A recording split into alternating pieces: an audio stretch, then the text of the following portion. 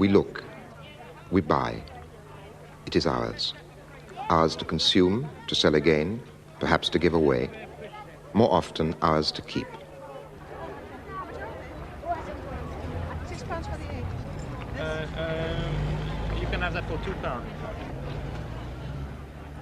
Look at these cute little tongs.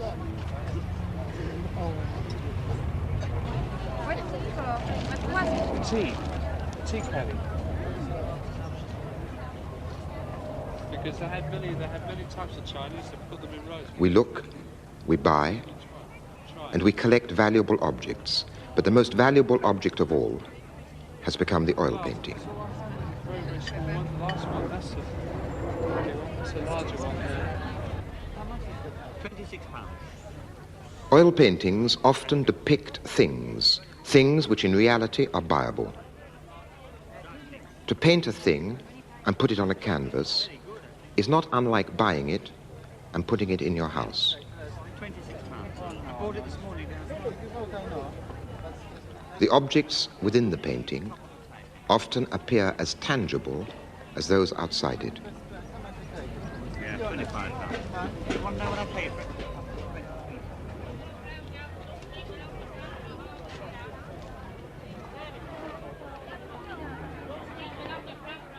If you buy a painting, you buy also the look of the thing it represents. £22.10. Now £11.10. And this one? That's £17.10. Isn't this silver? No, dear, silver plate. The mother of all hand. Paintings often show treasures. But paintings have become treasures themselves.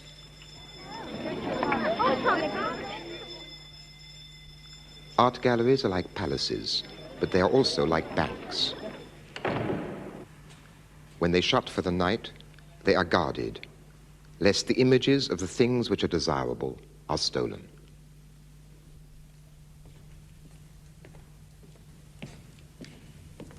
The value of paintings has become mysterious. Where, we ask ourselves, does this value come from?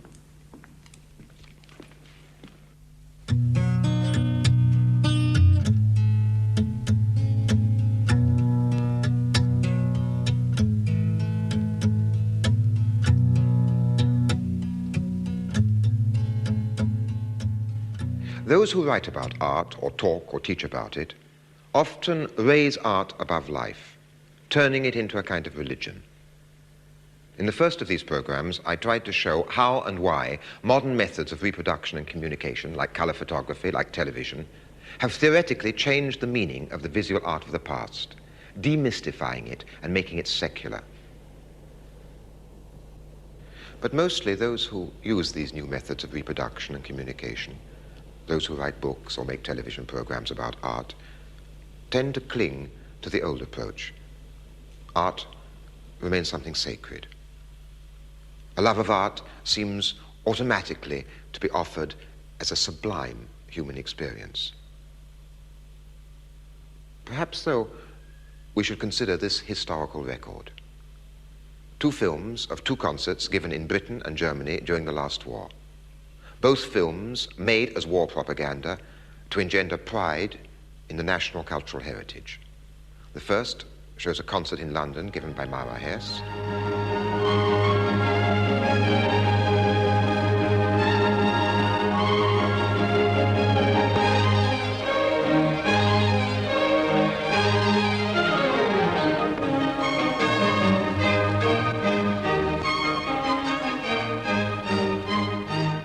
The second shows a concert in Berlin by Furtwängler.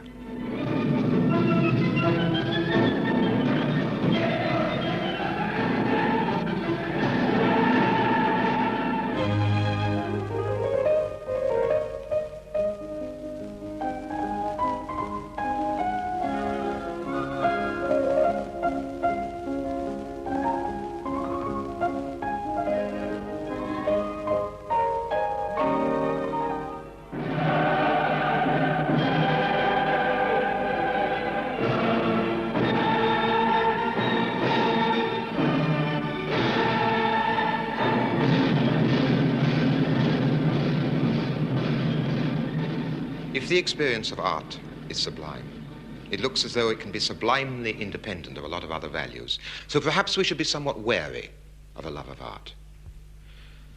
You cannot explain anything in history, not even in art history, by a love of art. Let us look at a painting whose subject is an art lover.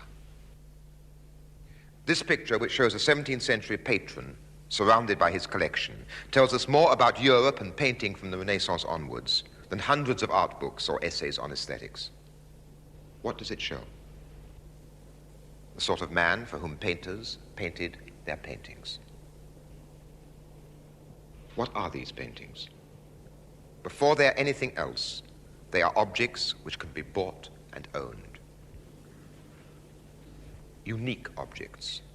A patron cannot be surrounded by music or poems in the same way as he is surrounded by his pictures. Does this special ownership of pictures engender a special kind of pride? It is as though he lives in a house built of paintings. What is their advantage over walls of stone or wood? They show him sights. There are many different subjects. But what the pictures all have in common is that they are painted with oil paint. From about 1500 to 1900, the visual arts of Europe were dominated by the oil painting, the easel picture. This kind of painting had never been used anywhere else in the world before. The tradition of oil painting was made up of hundreds of thousands of unremarkable works, hung all over the walls of galleries and private houses, rather in the same way as the reserve collection is still hung in the National Gallery. If, as we are normally taught to do, we emphasize the genius of the few and concentrate only on the exceptional works, we will misunderstand what the tradition was really about. European oil painting, unlike the art of other civilizations and periods, placed a unique emphasis on the tangibility, the solidity, the texture, the weight, the graspability of what was depicted. What was real was what you could put your hands on. The idea that a thing is only real if you can pick it up may be connected with the idea of taking a thing to pieces to see how it works. At the beginning of the tradition of oil painting, the emphasis on the real being solid was part of a scientific attitude. But the emphasis on the real being solid, on being what you could put your hands on, became equally closely connected with a sense of ownership. These scientific instruments were used for navigation. They were painted at the time when the world trade routes to Europe were being opened up by the heroic voyages which we learnt about in school, bringing European civilization to the rest of the world. It tends to be forgotten that these voyages were the start of the European slave trade and the traffic which began to siphon the riches of the rest of the world into Europe. Christopher Columbus wrote from Jamaica, "Gold is a wonderful thing. By means of gold, one can even get souls into paradise."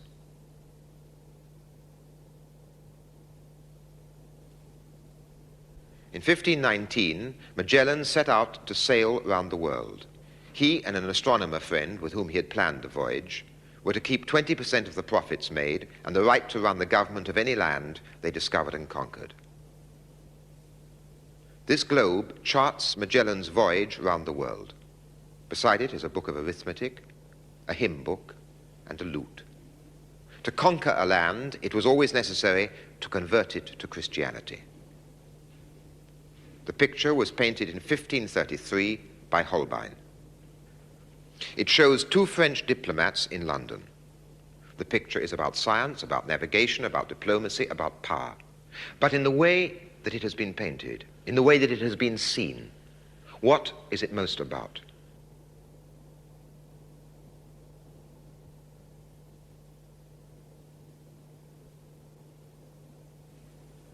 There is not a surface in this picture which does not denote wealth. There is not a surface which has not been elaborately and skillfully worked.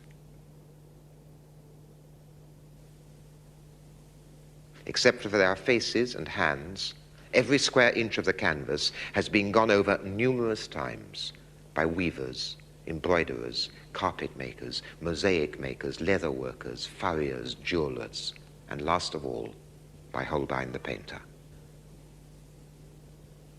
They are two men convinced that the world is there to furnish their residence in it. The seafaring instruments have been placed on an eastern carpet. Without the first, the second would not be there. Implicit in the rise of European Christian culture was the destruction of other cultures. But the Europeans saw it differently. They believed that their civilization was in all respects more advanced than any other. The African kneels to hold up an oil painting to his master. The painting he is holding depicts the castle above one of the principal centers of the West African slave trade. Many works of art in other cultures and periods have celebrated wealth and power. Gods, princes, and dynasties were worshipped. But these works were static, ritualistic, hierarchic, symbolic. They celebrated a social or divine order.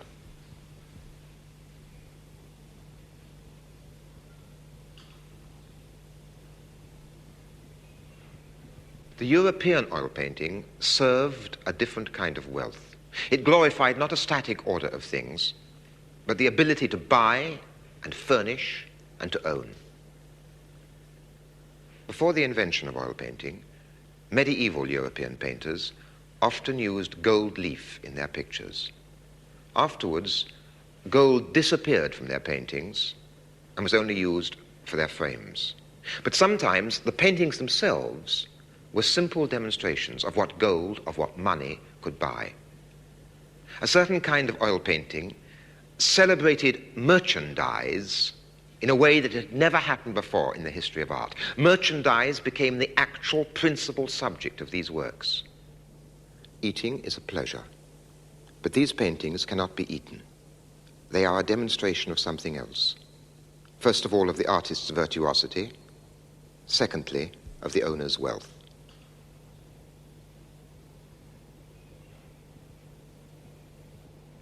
Livestock. Not animals in their natural condition, but animals whose pedigree is emphasized and whose pedigree is a proof of their value, whose pedigree emphasizes the social pedigree of their owners. They are painted like pieces of furniture, a table or chair with 4 legs. Objects. Objects which, significantly enough, became known as objets d'art.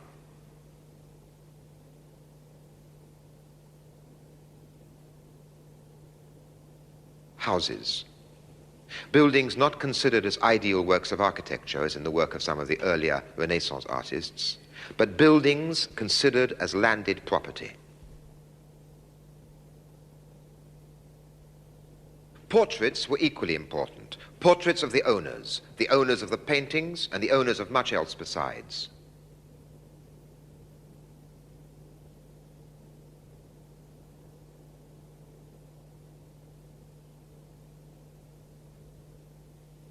These paintings did not directly celebrate what was buyable. They were records of the confidence of those to whom ownership brought confidence. Those who could buy banquets, horses, bulls, houses, hung on their walls generations of portraits, painted to celebrate a continuity of power and worthiness. There were hundreds of thousands of such portraits, but those they depicted represented an exceedingly small fraction of the population. The poor have neither annals nor portraits. Their lives are unrecorded. But again, the style with which the average portrait was painted reveals something about the basis of this confidence and of this so-called dignity of the sitter.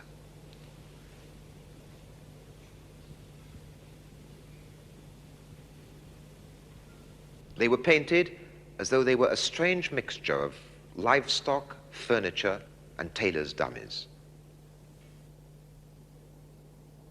Every portrait is a record which says, I once existed and looked like this. These portraits say, in addition, I was an object of respect and envy. I had only to raise my hand to receive attention. Everybody's clothes indicate social status. But the clothes and feathers and jewelry of these women make exaggerated claims. It is their clothes, not their faces, which dazzle. The faces of women in many European paintings are like the faces of swimmers in seas of silk and satin. Oil painting could paint these materials as they had never before been painted. There were also paintings whose subjects were taken from classical literature, subjects which today seem quite remote, unsubstantial, dreamlike. But this wasn't so when the pictures were bought. Classical mythology was part of the specialized knowledge of the privileged minority. And these paintings helped them to visualize themselves whilst displaying the classic virtues, making the classic gestures. The paintings were the settings for charades in which they themselves would play. The props were given, the spirit of the performance was left to the owner's imagination. The figures were like garments held out for the spectator owners to put their arms into and wear. Here, the daughters of the family dress up as Graces decorating Hymen. But the dressing up didn't have to be as literal as that. The spectator wore the clothes and played his part just in imagination.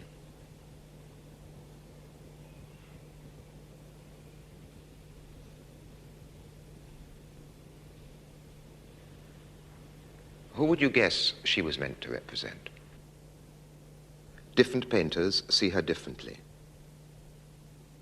But do these paintings have anything in common? And if so, what is it that they all convey?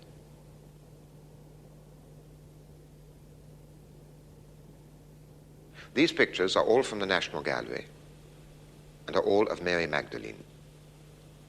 The point of the original story is that a prostitute so loves Christ that she repents of her past and comes to accept the mortality of flesh and the immortality of the soul.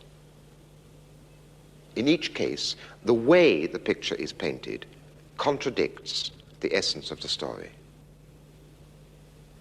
The method of painting, the way of seeing, can only envisage her as being, before everything else, takeable. The hypocrisy is sexual. The title suggests sacred love.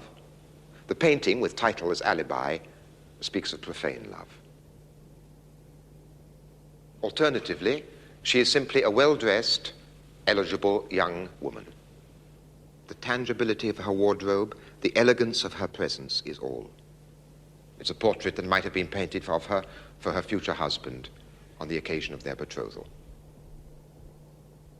What I'm saying applies least of all to landscape painting, or to the great late masters of landscape painting like Constable or Turner or Monet. But even there, in the development of landscape painting, the faculty of oil painting to celebrate property did play a certain role. This is what Sir Kenneth Clarke says about Gainsborough. At the very beginning of his career, his pleasure in what he saw inspired him to put into his pictures backgrounds as sensitively observed as the cornfield in which are seated Mr. and Mrs. Andrews. This enchanting work is painted with such love and mastery that we should have expected Gainsborough to go further in the same direction. But he gave up direct painting and evolved the melodious style of picture-making by which he is best known. Now look at it another way, the way I would use it for my argument.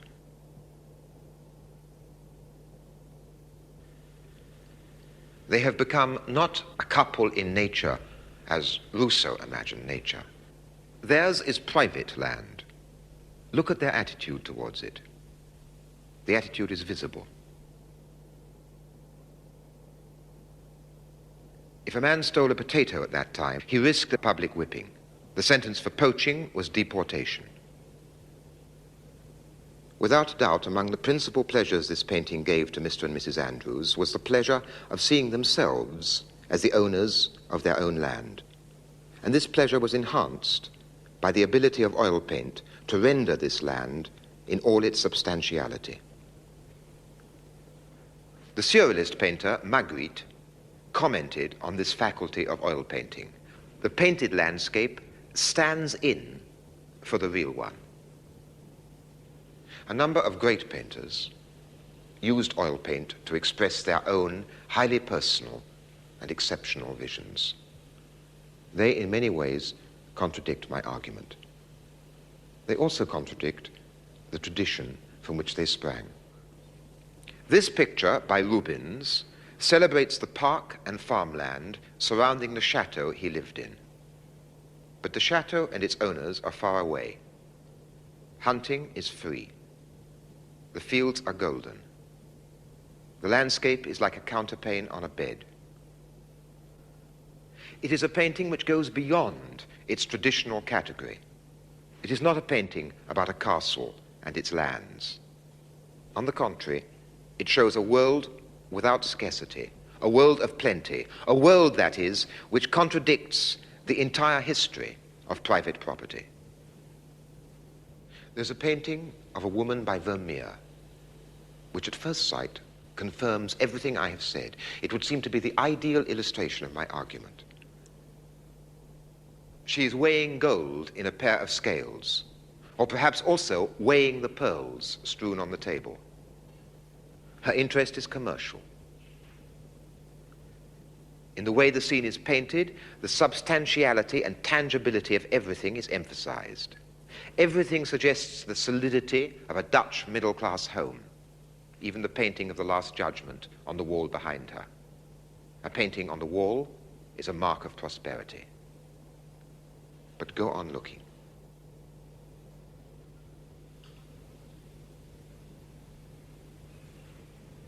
Gradually, the painting becomes more mysterious, less easily explainable in my terms.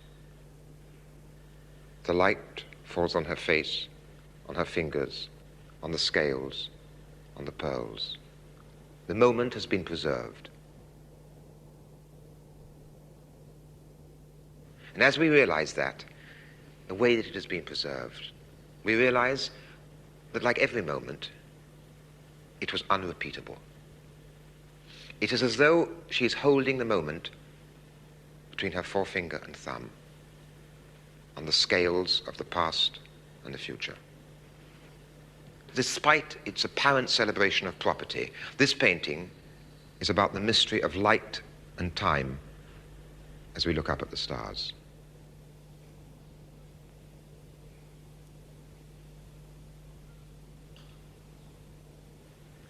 Not for one moment would I deny or belittle the significance and achievement of paintings like these. But we should not confuse these exceptional paintings, and everything in the museums, everything said by art experts, encourages this confusion. We should not confuse such exceptional works with the purpose and significance of the general tradition. Let me show the difference again, this time at the highest level. Two self-portraits by Rembrandt. One when he was young, one when he was old. But the difference between them isn't just a question of how age changes a man's character. In the first painting, Rembrandt used the style and methods of the tradition for their traditional purposes, as an advertisement for the owner's good fortune, prestige, and wealth.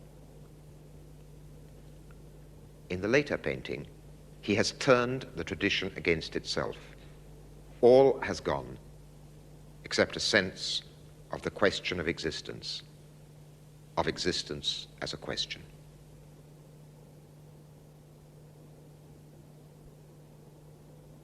Intermittently, the tradition can breed within itself a counter-tradition.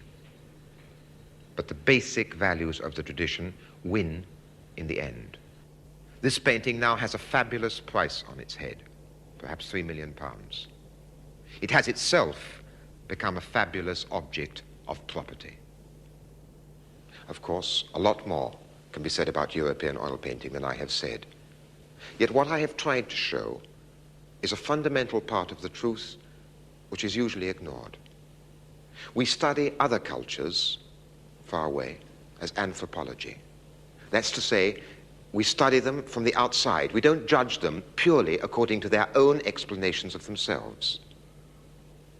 Now, if we look at the culture of the European oil painting in the same spirit, leaving aside its own claims for itself, I believe we will find that oil painting was, before everything else, a medium which celebrated private possessions.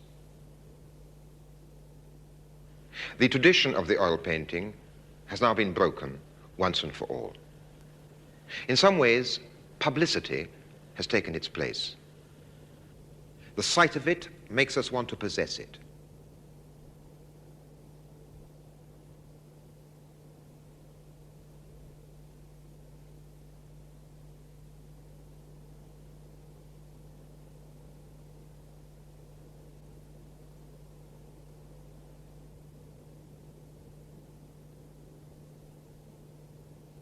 And publicity is the subject of our program next week.